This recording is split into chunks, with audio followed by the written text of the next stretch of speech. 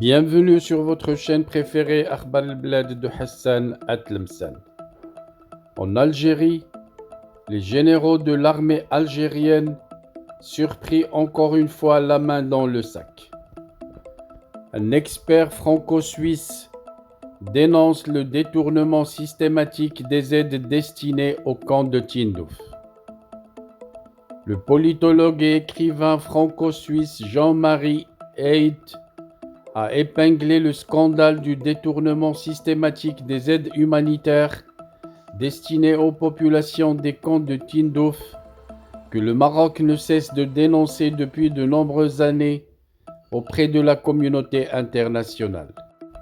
Ce détournement a été de nouveau confirmé par le rapport du Programme alimentaire mondial PAM dans son évaluation du programme stratégique pays Algérie 2019-2022, relève M. Heyt dans une tribune publiée sur un média maghrébin du Monde. L'expert relève que le PAM a documenté de manière irréfutable le détournement et la vente de denrées alimentaires issues des aides humanitaires dans les marchés de la ville algérienne de Tindouf, en dehors des camps, ainsi que dans des pays voisins, au moment où la population des camps vit dans des conditions indignes, marquées par la sous-nutrition chronique, notamment parmi les femmes et les enfants. Plus grave encore, le PAM a de nouveau fait part de son inquiétude quant à l'absence d'enregistrement et de recensement de la population des camps de Tindouf et des possibilités de détournement que cette situation unique rend possible, se tient M. Heyt, également chercheur associé à l'Université de Haute-Alsace en France. Il s'agit également d'une situation exceptionnelle dans le monde au regard du droit international humanitaire, dans la mesure où depuis près de 50 ans, ces populations n'ont jamais été ni identifiées, ni enregistrées en tant que réfugiés, et ni recensées, ce qui les a privés de tous les droits garantis par la Convention du 28 juillet 1951 relative au statut des réfugiés, enchaîne-t-il. Le rapport a par ailleurs signalé l'impossibilité pour les agences onusiennes d'accéder sans entrave au camp, qualifiant le contrôle interne de la distribution des aides humanitaires effectué par le Polisario de contrôle biaisé par nature, fait-il observer. D'après lui, ce contrôle octroyé par l'Algérie à ses milices de la distribution des aides humanitaires s'inscrit dans le cadre plus large de la délégation illégale au regard du droit international humanitaire de l'autorité sur les camps de Tindouf à un groupe séparatiste armé qui, aux liaisons étroites avec les groupes terroristes opérés au Sahel, et de souligner que les opportunités lucratives qu'ouvre le détournement systématique des aides humanitaires aux dirigeants du Polisario leur permet ainsi d'entretenir un style de vie luxueux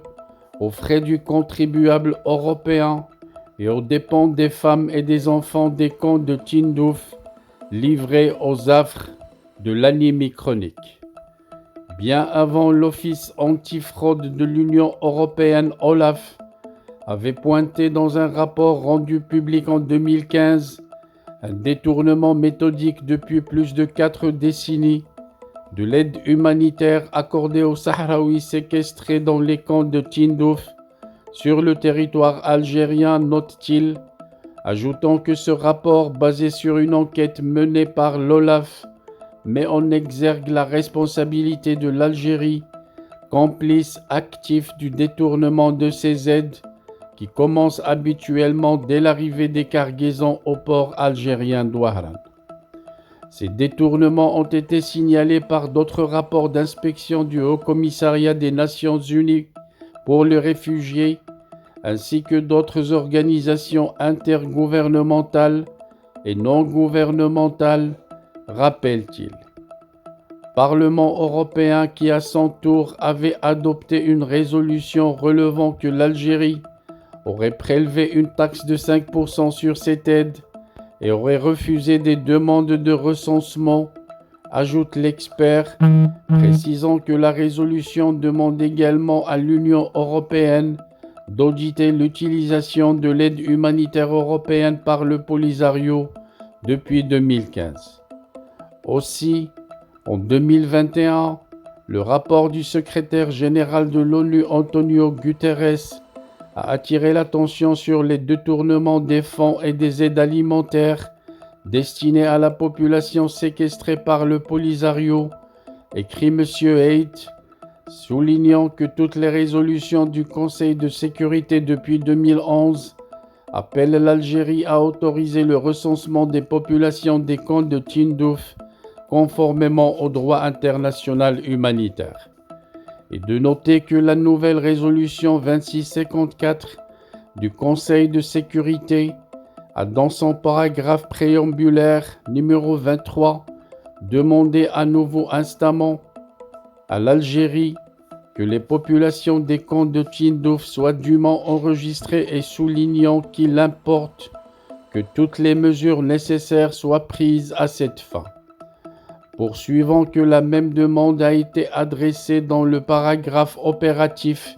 numéro 15 aux agences onusiennes d'observer les meilleures pratiques de l'ONU